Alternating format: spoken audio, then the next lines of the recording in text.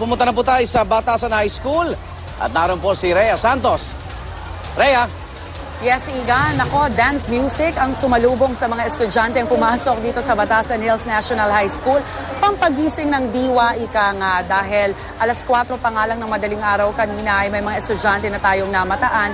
Ayaw nilang maipit sa daloy ng trapiko. Yung iba naman ayaw daw maubusan ng upuan. Kaya naman ang aga-aga pa lang ay nandito na sila sa kanilang paaralan. Sa mga oras na ito ay inaantabayanan po natin ang kanilang flag raising ceremony na ang sabi sa atin, mag-uumpisa alas 6:00 ng umaga. Punong-puno na po itong quadrangle kung nasaan ako ng mga estudyante. Yung iba naman dahil sa sobrang dami ay nasa hallway na po ng kanilang mga classroom.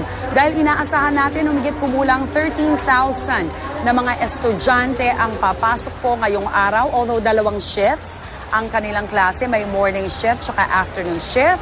Kaya ilang minuto na lamang po ngayon, 5 minutes from now, inaasahan po natin na mag-uumpisa na yung flag raising ceremony nila. Pero masaya man ang mood ngayong first day of school ng mga guro at estudyante, may mga problema pa rin pong kinakaharap. Alright, ito na po ang kanilang flag raising ceremony. Sumabay po tayo.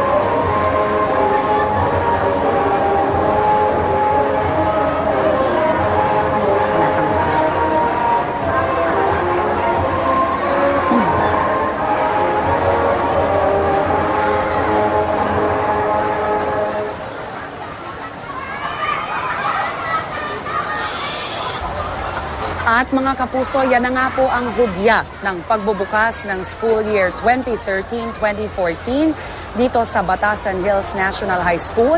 Natapos na po ang pag-awit nila ng ating pabansang awit, ang Lupang Hinirang. Tingnan po natin, magkakaroon po ng konting programa, Probably we're expecting yung ating Panatang Makabayan. Sasambitin po ng ating mga estudyante. 13,000 students ang inaasahan po nating papasok ngayong araw. At kita nyo naman ang ating mga estudyante, posturang-postura sa kanilang plansyadong polo at blouse. Yung iba bago ang mga dala, yung iba naman fresh na fresh pa rin ang dating kahit na last year pa yung kanilang mga gamit. Why not, diba? Alright mga kapuso, patuloy po tayong tututok sa mga pangyayari dito sa Batasan Hills National High School. For now, balik po tayo kay Igan. Okay, maraming salamat, Rhea Santos.